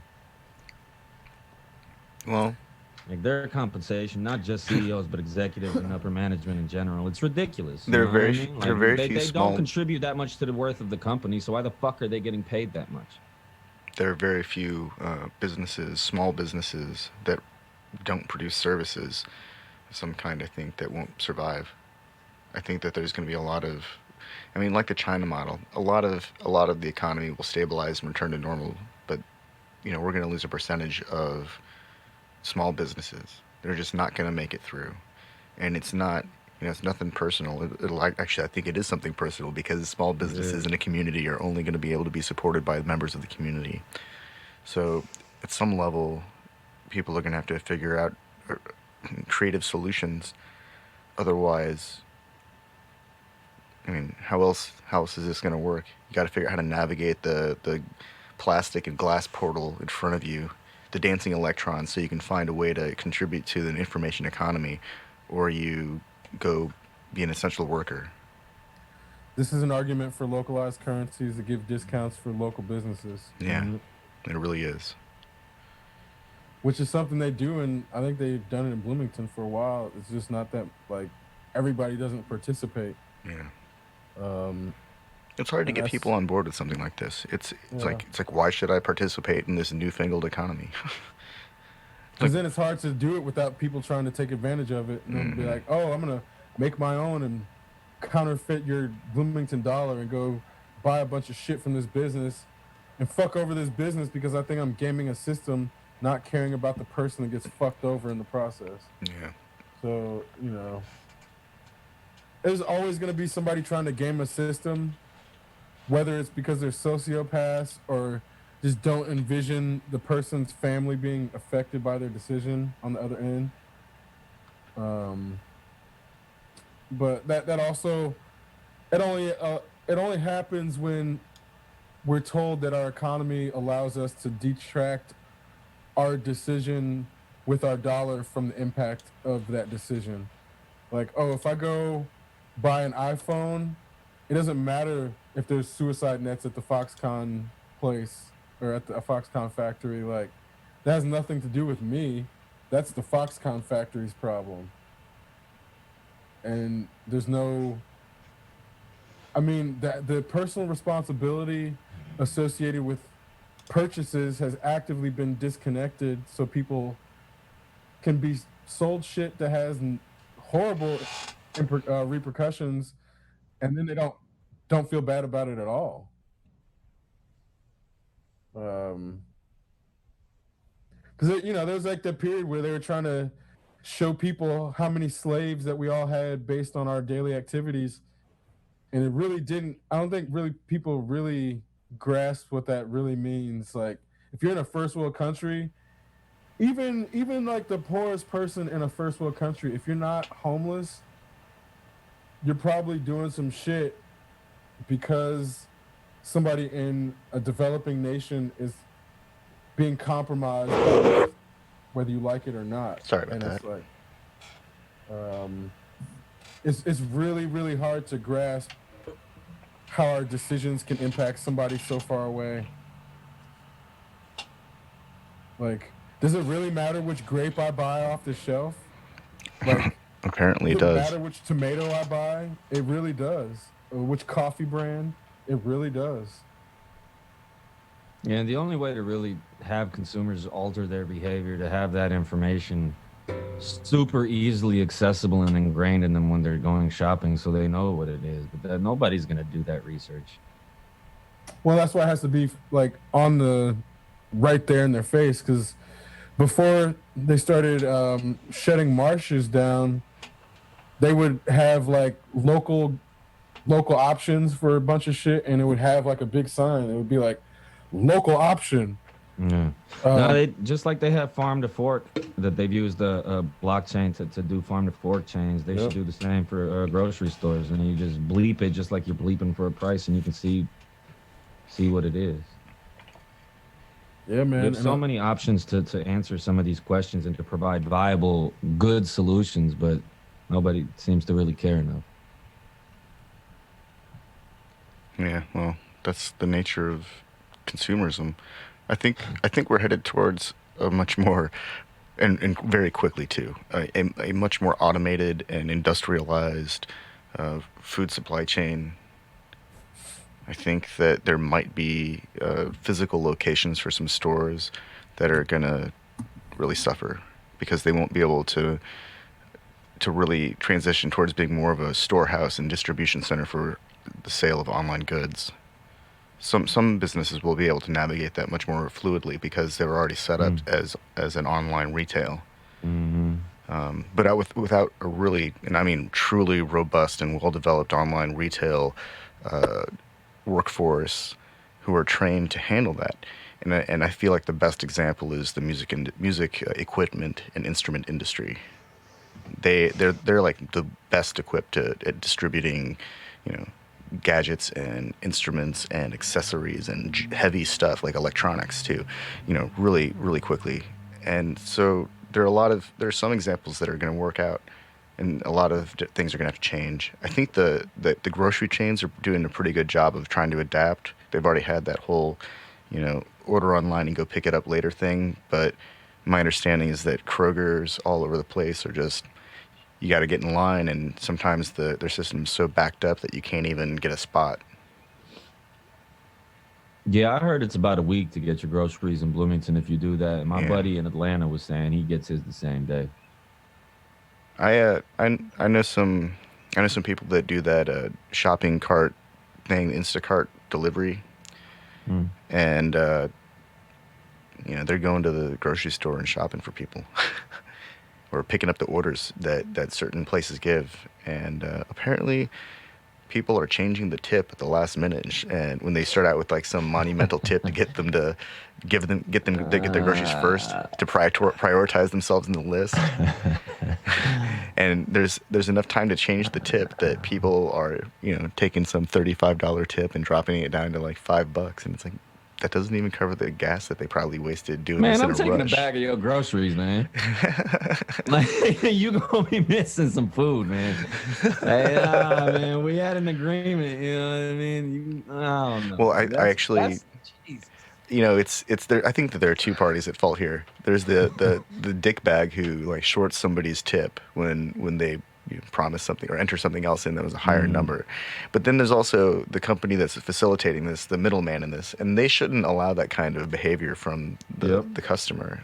You should be locked into whatever it is, or you have like a cancellation period. Like, whoops, I added one extra zero. There's no fucking way I'm tipping him like $100. Dollars, yeah. But like, there has to be some mechanism if you mess up your tip, but yeah, it should be a limiter. You should check very carefully what you're putting in there. yeah. But even then, it's like that's just that bait and switch bullshit is fucked up. Especially in times like these. Oh, go ahead, please. Oh no, it's up. I was gonna say we chatted about that and the lack of honor as being a valued thing. People give it lip service all the time, but having honor and integrity really not very many people are willing to take an L. You know what I mean? It's funny about honor. There's this whole thing about honor and Klingons and how they're like big on it. But all these Star Trek episodes where Klingons are involved, they demonstrate some quality of deception and deceit that's just like counter to this cultural value that's talked about all the time. It's messed up that Star Trek gave us that version of Klingons.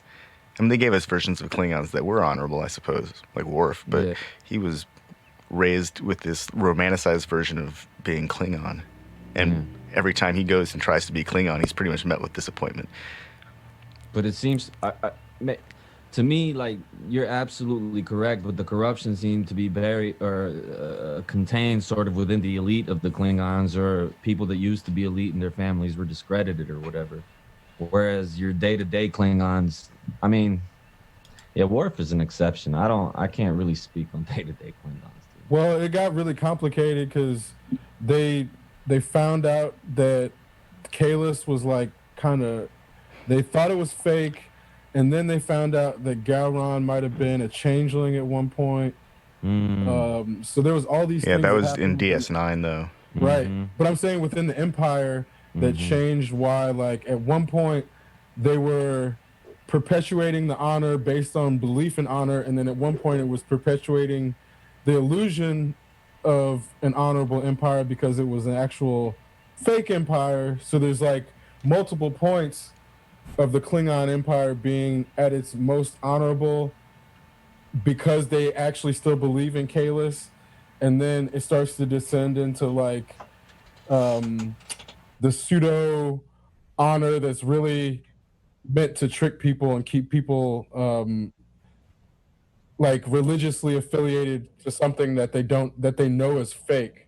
And it's like the same shit with what people would say about religious affiliations, and when they know that the people at the highest levels know that the things are lies.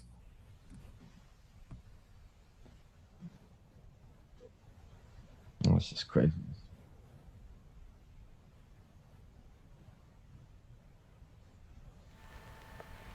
I like that mic cover, man.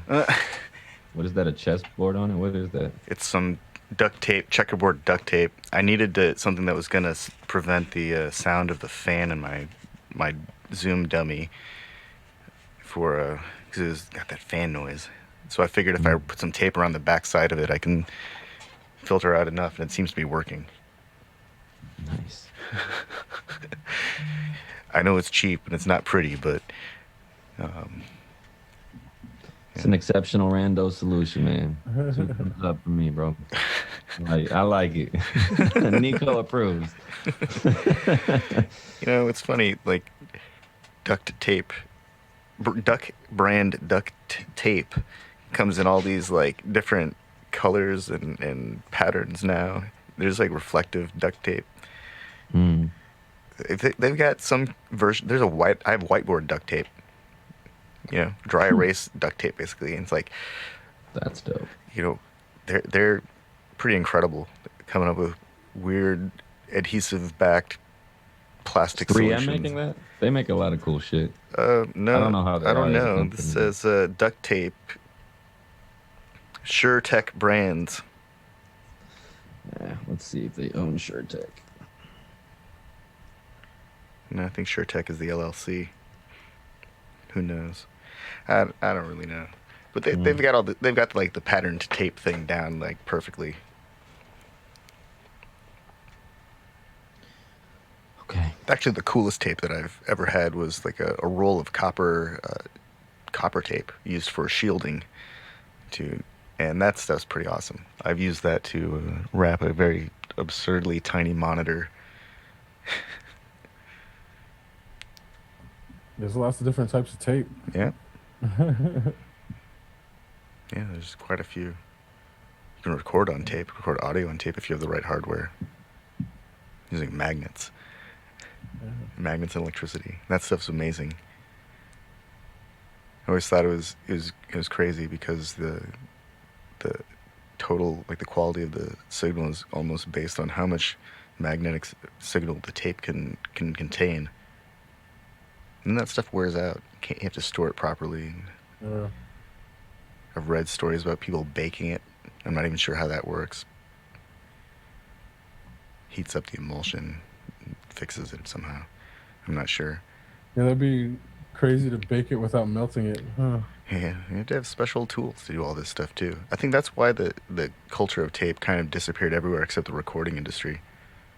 And then I'm pretty sure there's only a few people that are doing it seriously, and the rest are usually some kind of an effect, like a processing to get a sound. But I think that's one of those things that it just has such a high maintenance requirement that it's not really practical for normal people. I don't think it ever could have been practical for normal people. No. Well, and as you say that, that's probably why it took so long to be able to record your own tapes. Mm. Well, they got. Uh, I think the cassette was good enough for most people. I remember those tiny little. well, I'm saying like it was a while when cassettes came out. Unless you had the specialized hardware, Yeah. it's not super easy to record a cassette. Like No. it was fairly specialized for a couple of years. Yeah. And then once it gets small enough to be the size of like half of a cell, when it's built into your cell phone, then you don't have to carry any other devices. Yeah. I think that's what people really used cassettes for, was self taking down their own dictation. Yep. Micro cassettes, Yeah. micro recorders. I remember Um, having one of those once. I took it to classes that I felt like were information heavy, that I wanted to make sure I wasn't missing anything. Yeah, I had one for a while, but then I realized that if I paid attention, then I would just remember shit. Yeah, that's I think that's the ultimate lesson of having one of those things, is that you Yeah. realize, like, wait a second, I got this. Did I miss any of this? And then it's like, no, because you don't want to have to go back and listen to listen to a lecture again. Yep, exactly right.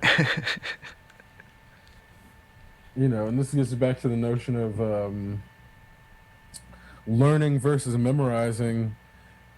Obviously you can't memorize every single fact that exists, but once you learn something and internalize it and understand it, you don't necessarily have to memorize it to be able to articulate it or say or prove it in that lines of logic. Especially once you learn a path of logic, you can get to that pathway just by reasoning yourself to that path, and you don't have to remember the exact framework for that line of logic, just as long as you understand the underlying principles.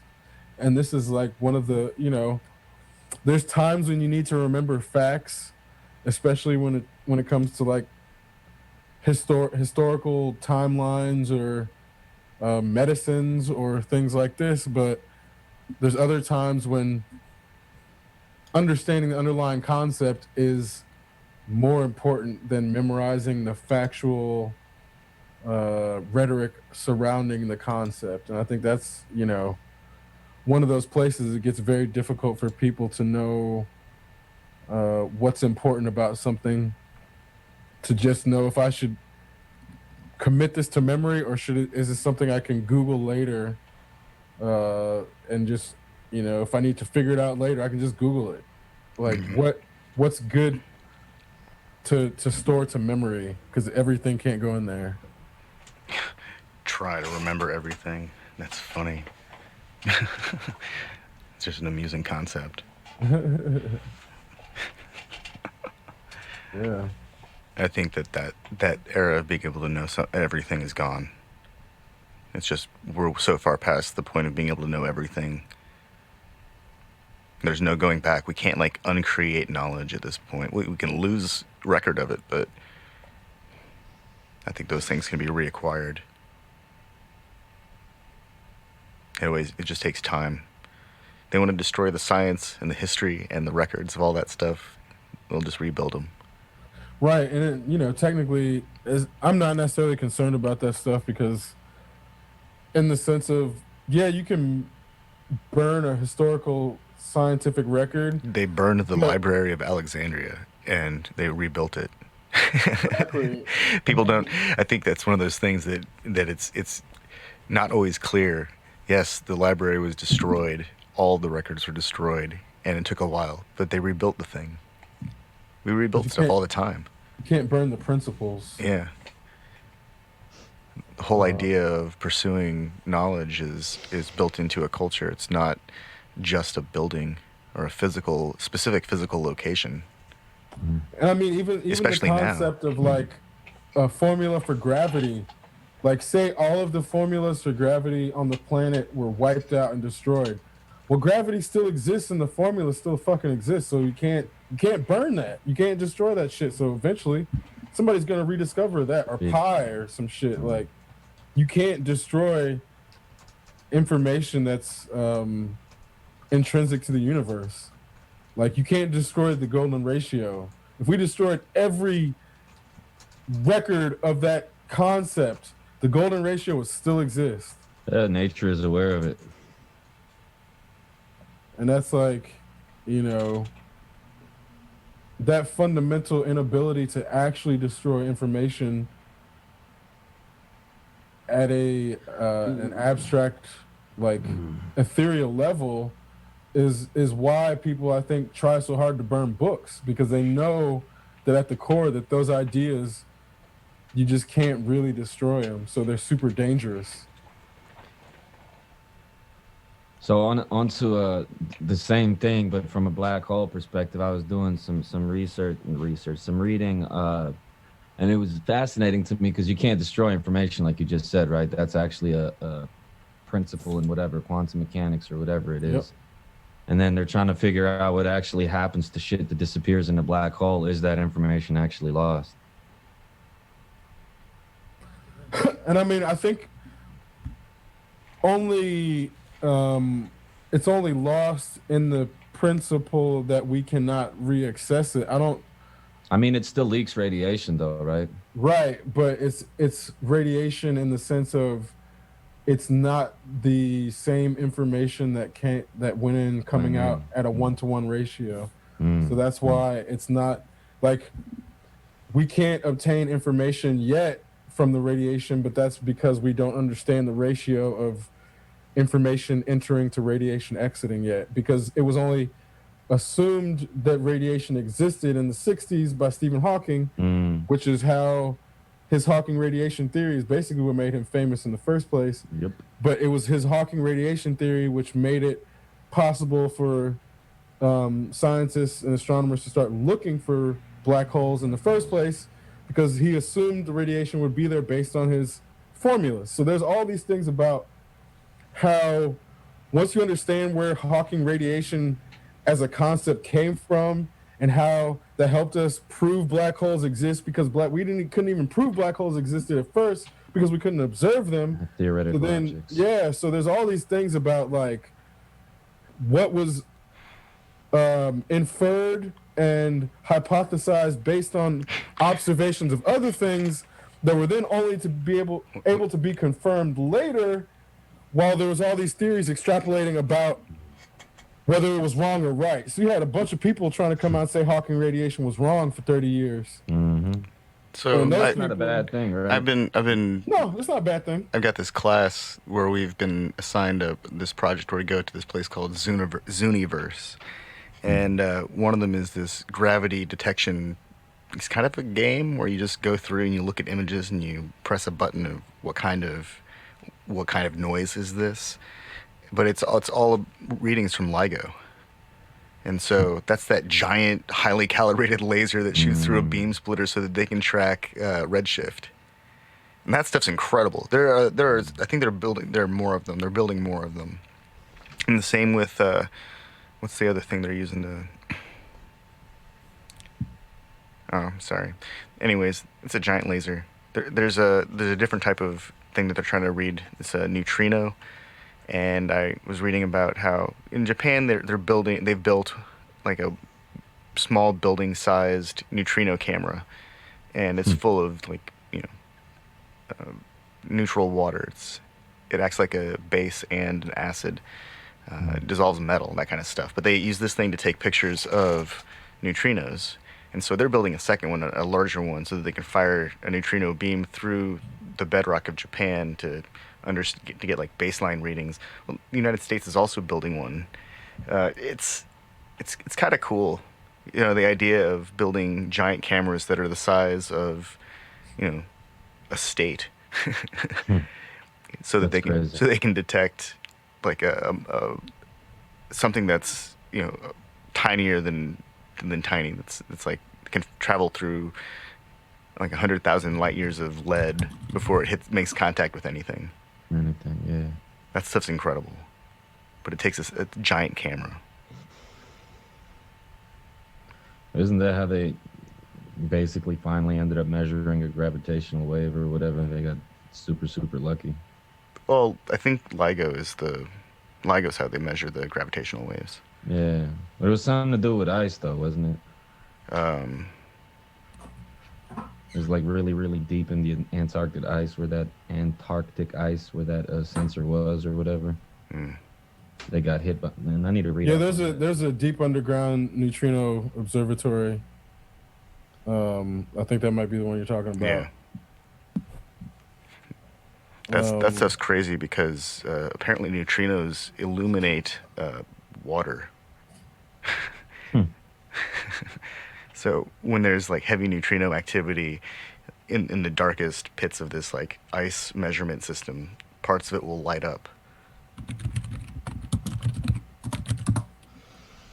I think that's there's probably some kind of correlation of the auroras, how they light up too. It's an interesting idea. Super Kamiokande is the name of the Japanese neutrino observatory. They always have the best names. I can't tell if it's like... It's 1,000 meters underground.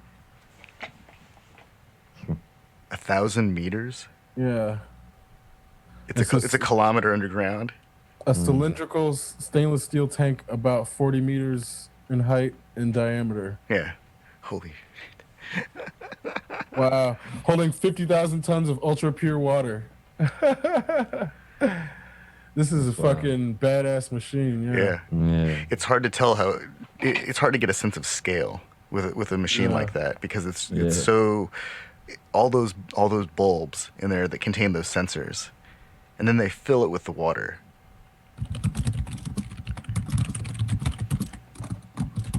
Olympic. How big is an Olympic pool? Let's see. 500,000 gallons. How many tons is that? Sounds about Olympic pool size. I guess it depends on how much. Yeah. A little bigger.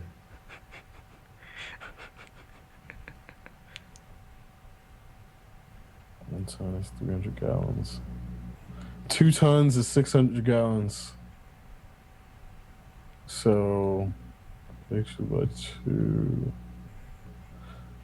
So, like, 25,000. Wait. Tons. Damn, that's like almost 10 Olympic swimming pools, I think. Of water that would dissolve a human being. They've got to go into those things on like latex or rubber boats or vinyl boats or something like that. And they have to be wearing special suits because if they don't, it'll start leaching like moisture and oils out of their hair and their clothes. Exposed clothes will start to become brittle in that atmosphere. They got to have respirators. No, I'm sorry. It's 1/3 of a Because when they go inside those things to work on them, they leave it mostly filled so that they can work on the bulbs at the top of the thing, and then they lower the water level to go down and clean the bulbs around the edges until they get down to the bottom, and then they drop it all and they walk around on the walkway and like scrub the shit down. But that's fucking terrifying. Floating around inside a capsule of water that will dissolve you. Yeah, that's pretty crazy. I think that's one of the most high-risk jobs on the planet. Seriously. A liquid that contains the properties of a base and an acid at the same time. That's wild. Well, Jesus.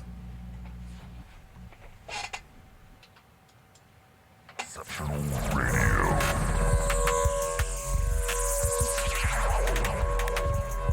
Exceptional Randos Show is produced live in Sunroom Studios' Base Capsule and in partnership with KLST 103.5, RadioCallisti.org. Remember to catch our Exceptional Randos live stream on YouTube every Sunday between 2 and 4 p.m. Eastern Standard Time. And if you have a story, idea, or question that you would like to share, we want to hear from you. Thanks for listening.